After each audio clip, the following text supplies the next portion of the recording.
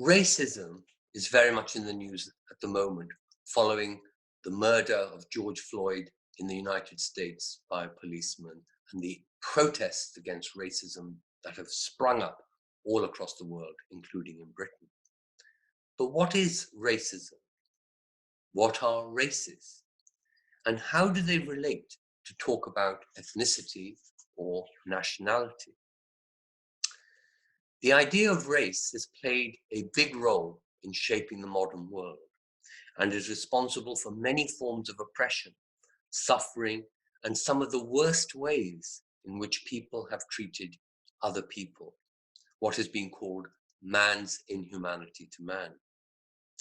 It was the idea that was used to justify the slavery of Black Africans, who Europeans defined as another race to themselves, and captured and took across the Atlantic. Britons and other Europeans, having defined themselves as whites and having defined Africans as blacks, they went on to define other groups of people as brown and yellow and so on. And this way of looking at and controlling populations was central to European global domination, such as through the British Empire. It was used by Hitler and the Nazis to persecute Jewish people and carry out the genocide of the Jews, the Holocaust, thus connecting a religious group, the Jews, to an alleged inferior biology in the way that Africans had been biologized as a race. After the Jewish Holocaust, scientists came together to establish that there was no such thing as historical races. That when you look at our genes, they vary more by individuals than by anything that could be called a race. That genes just don't group together into an African group or a white group or a Chinese group. There's no such thing as a Chinese gene or a group of genes that could be said to be Chinese. So if there is no such thing as biological races, how should we understand races? Well, in sociology, we understand it like this.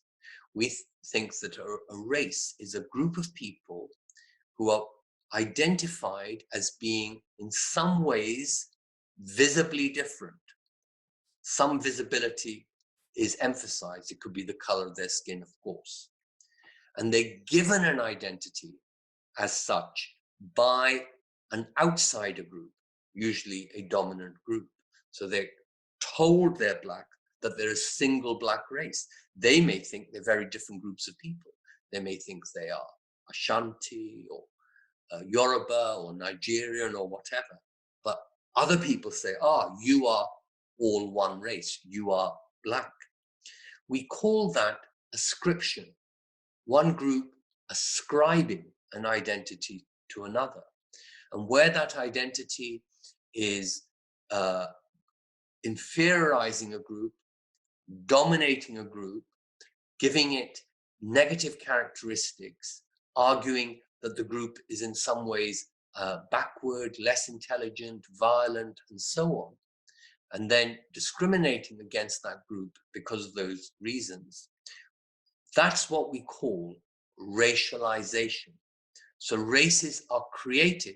They're not given by biology, by nature. They're created by social and political processes, by ideas, not by nature.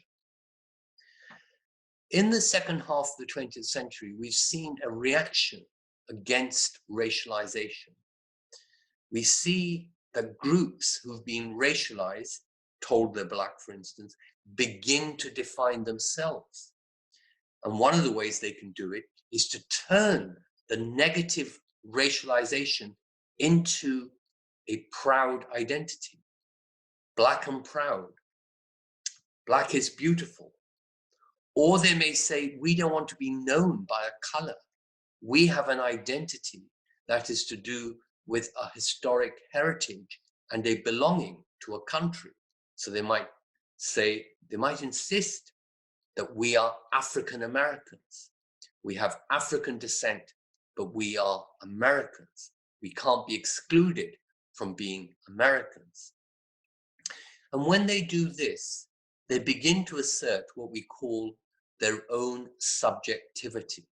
That is to say, their own sense of what they are, not what some other dominant group like white people say what they are, but their own subjectivity, their own sense of identity.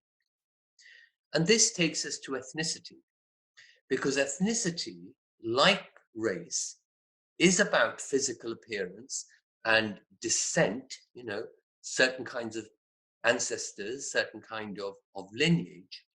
But unlike race, it's not just an identity from the outside that's stuck on people, that's told, you are black, you are yellow, you are brown. No, in addition, or even more importantly than that, there is an identity, as it were, from the inside, struggling for expression and acceptance by other people. And that combination of identity from the outside in, but then from the inside out, is how we understand ethnicity. That combination, not just an ascribed identity, but also an identity asserted by the group itself. For some groups, this will be connected to historical suffering or a continental descent, such as from Africa. For others, it could be to do with where their families are from, such as British Indians. But for others, it could be their religion, Muslim, Hindu, Sikh, and so on. Or it could be a mixture of these things. It's not a matter of one or the other. A case of racialization that has become very prominent in the last couple of decades is that of Muslims in Britain, in Europe, in America, in so many places across the world, where Muslims are treated as a race, as if they're one kind of people sharing common ways of thinking. Just they all think alike, they all behave alike, they're all negatively characterized as fanatical or fundamentalists or terrorists or incapable of living up to ideals of democracy and equality and so on. And that racialization of Muslims, just like that of Jews before, but in this case Muslims, we call Islamophobia. So it's not the first time that a religious group has been racialized. We've seen that with the Jews, but now we're seeing it very strongly. One of the most strongest forces of contemporary racialization has Muslims as its target. So that's how I understand race and ethnicity and how it can be connected to religion. And you might say in closing, well, what about nationality? How does that relate to this? Well, I think nationality is quite different from this combination of race, ethnicity, and the racialization of religion. Because a nationality can go together with any of these other identities, with an ethnic identity or a religious identity. After all, as I said, Black people in the United States came to call themselves African Americans. African, referring to their descent, their ancestral heritage, American, referring to their nationality. And we can say the same about British Indians or Muslim Canadians. So American and British and Canadian, these are the nationalities, and many ethnic groups can be part of this nationality. These nationalities are encompassing of many diverse groups of people. And therefore, nationality is actually a way of bringing people together into a multi-ethnic, multiculturalist society. It's not, therefore, the negative that racialization is. It's not simply the assertion of a group identity that ethnicity is, but it is a way of bringing ethnic identities into a national belonging. And we often talk about these as hyphenated nationalities, like African American, British Indian, Canadian Muslims, and so on. So if you go on to study sociology at university for a degree, these are some of the themes that you'll find you're able to pursue in greater detail, because they are very central to sociology today.